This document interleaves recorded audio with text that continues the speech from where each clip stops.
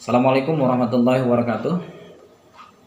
Selamat bertemu kembali di perkuliahan MBTQ. Apa kabar semuanya? Mudah-mudahan kabar baik selalu menyertai kita semua dan kita semua senantiasa sehat walafiat dalam lindungan Allah Subhanahu wa taala. Seperti biasa, sebelum memulai kuliah, kita awali kuliah ini dengan sama-sama berdoa. Berdoa dimulai.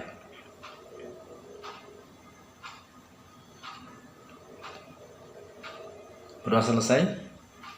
Apakah semuanya hadir? Baik, mudah-mudahan semuanya hadir dan bisa mengikuti perkuliahan pada pertemuan kali ini. Di pertemuan hari ini kita akan bicara tentang salah satu metode dalam baca tulis Al-Quran. Namanya metode Al-Barqi. Paulang, tema diskusi hari ini adalah metode Al-Barqi. Selesai kuliah, diharapkan kalian bisa memahami dan mengetahui tentang pengertian Al-Barqi. Yang kedua, mengetahui langkah-langkah pembelajaran dengan metode Al-Barqi.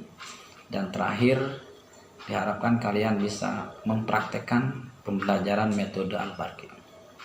Sekali lagi, selesai perkuliahan hari ini, diharapkan kalian bisa mengetahui tentang apa itu metode Al-Barqi, bagaimana langkah-langkah pembelajarannya, dan bagaimana melaksanakan pembelajaran metode Al-Barqi.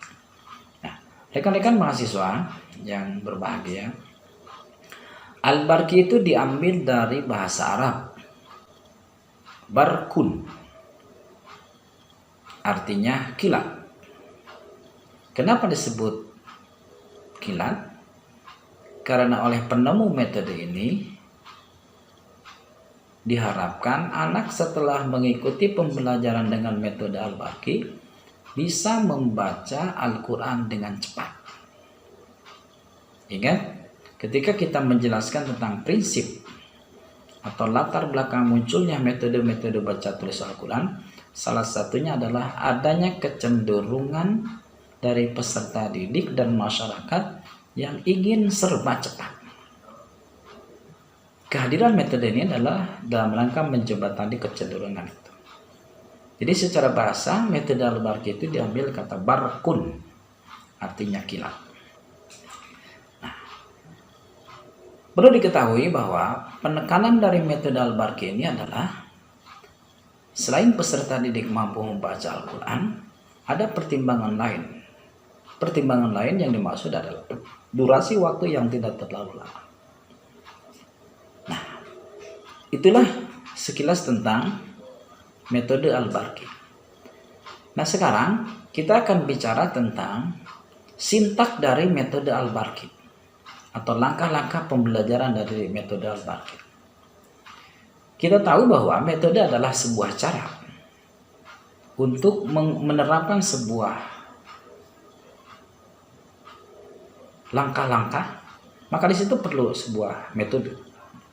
Dan untuk menerapkan sebuah metode itu, maka turunan dari metode itu ada yang disebut dengan teknik.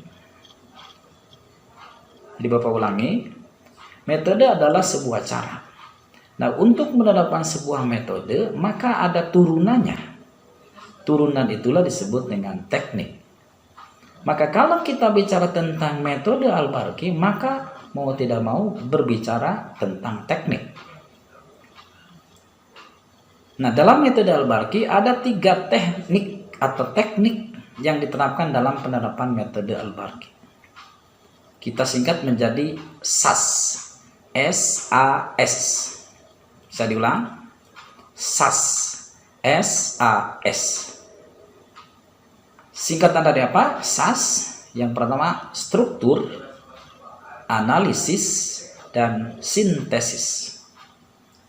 Jadi tekniknya adalah struktur, analisis, sintesis. Mari kita rinci apa yang dimaksud dengan struktur. Yang dimaksud dengan struktur adalah ketika seseorang atau seorang guru ingin membelajarkan huruf hijaiyah, maka langkah pertama guru harus membuat materi dalam sebuah kata atau sebuah kalimat. Contoh,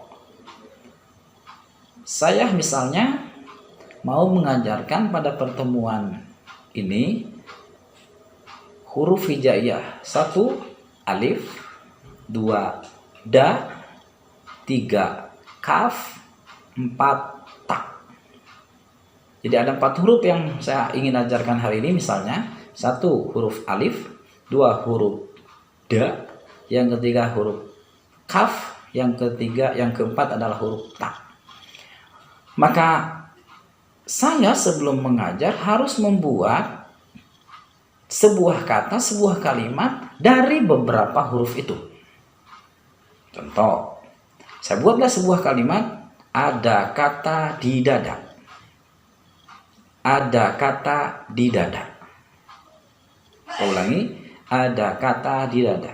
Di kalimat ada kata di dada itu ada 4 huruf. 1 alif, 2 kaf, 3 ta, 5 da. 1 alif, 2 da, 3 kaf, 4 ta. Dibuat dalam sebuah lembaga. Itulah yang maksud dengan struktur. Jadi huruf-huruf kita gabungkan dulu dalam sebuah struktur yang memiliki makna. Ada kata di dada. Nah, setelah kita membuat struktur, maka masuk ke teknik yang kedua, yaitu analisis. Apa yang dimaksud dengan analisis? Jadi kata-kata yang dibuat dalam struktur itu kita pisahkan menjadi beberapa bagian. Yang pertama bagian dari kata, bagian dari suku kata, bagian dari huruf. Kita ulangi. Struktur kata itu kita pisahkan menjadi kata, lalu menjadi suku kata, dan menjadi huruf. Contoh, strukturnya tadi ada kata di dada. Lalu kita tulis, pisahkan. Pertama, ada kata di dada. Analisis berikutnya, setelah kita memisahkan sesuai dengan huruf, sesuai dengan kata, maka kita pisahkan sesuai dengan suku kata. Menjadi a, da, ka, ta, di, dada. Analisis yang ketiga adalah kita pisahkan sesuai dengan katanya. A, D, A, K, A, ta, A, D, I, D, A, da. Nah, pemisahan-pemisahan itulah disebut dengan teknik analisis. Jadi sintaknya pertama adalah struktur. Kita membuat huruf hijaiyah dibuat dalam sebuah kalimat. Ada kata di dada, itu sebuah struktur, sebuah lembaga, sebuah kalimat. Lalu setelah dari kalimat kita pisahkan, kita analisis menjadi analisis pertama, dan analisis berdasarkan kata. Ada kata di dada, ada berapa kata? Ada 4. Ada kata di dada. Jadi penulisannya dipisahkan. Berikutnya dianalisis berdasarkan suku kata. A, da, ka, ta, di, da. Terakhir kita analisis berdasarkan huruf. Nah, teknik yang ketiga itu disebut dengan sintesis. Apa sintesis? Kebalikan dari analisis. Menggabungkan kembali. Kita gabungkan pertama, kita gabungkan berdasarkan suku kata. A, da, ka, ta, di, da. Sintesis yang kedua kita gabungkan sesuai dengan kata. Ada kata di dada. Nah, yang terakhir adalah kita sintesiskan menjadi struktur kembali. Jadi ada kata di dada. Sampai di sini paham? Baik. Kalau tidak paham, nanti silakan dibaca slide-nya dan kita bisa diskusikan. Nah, itulah sintak dari metode Al-Barqi. Nah, tinggal pertanyaannya bagaimana cara mengajarkannya? Cara mengajarkannya adalah ingat, tugas guru hanya mengajarkan judul saja. Misalnya, baik anak-anak, hari ini kita akan belajar 4 huruf. Alif, kaf, ta, da. Kita perhatikan di depan. Kita kasih contoh. Ada kata di dada. Kita hanya mengajarkan judul saja. Ada kata di dada. Lalu kita suruh peserta didik untuk mengulang sampai beberapa kali. Ketika guru yakin bahwa anak sudah bisa membaca, maka langkah tahapan baris-baris berikutnya adalah tugas peserta didik. Jadi guru hanya mengajarkan judul saja. Ketika anak membaca masing-masing baris itu, maka ingat prinsipnya, ketika anak bisa membaca dengan baik, maka jangan sungkan-sungkan guru segera memberikan pujian. Sip, baik, pintar. Tapi ketika anak salah membaca, maka luruskan dengan cara-cara yang elegan. Nah, terakhir, setelah anak bisa membaca, jangan lupa anak diberi pelajaran untuk menulisnya. Itulah yang dimaksud dengan metode Al-Barqi. Tugas kalian, kalau sudah paham, silakan nanti buat materi pembelajaran dengan memperhatikan langkah-langkah. Pertama, tentukan huruf apa yang mau diajarkan. Yang kedua, lalu buat struktur dalam sebuah kalimat. Lalu yang ketiga adalah analisis. Pisahkan sesuai dengan kata, pisahkan sesuai suku kata, pisahkan sesuai dengan hurufnya. Langkah yang berikutnya adalah disintesiskan, digabungkan kembali. Sehingga kalau kita istilahkan jadi piramida, apa bukan piramida, jadi ke atas, ke bawah sama kecil, tengah-tengah menjadi lebih besar. Dan langkah pembelajarannya, guru hanya mengajarkan judul saja. Setelah anak paham, tugas membaca berikutnya adalah tugas peserta. Ingat, sekali lagi Bapak ingatkan, ketika anak bisa membaca dengan baik, maka berikan pujian. Ketika anak salah membaca, luruskan dengan cara-caranya. Selamat mencoba, mudah-mudahan bermanfaat.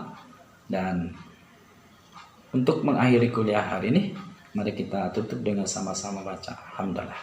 Alhamdulillahirrahmanirrahim. Kalau ada pertanyaan silakan diajukan. Dan sementara kita tutup kuliah pertemuan hari ini. Alhamdulillahirrahmanirrahim. Assalamualaikum warahmatullahi wabarakatuh.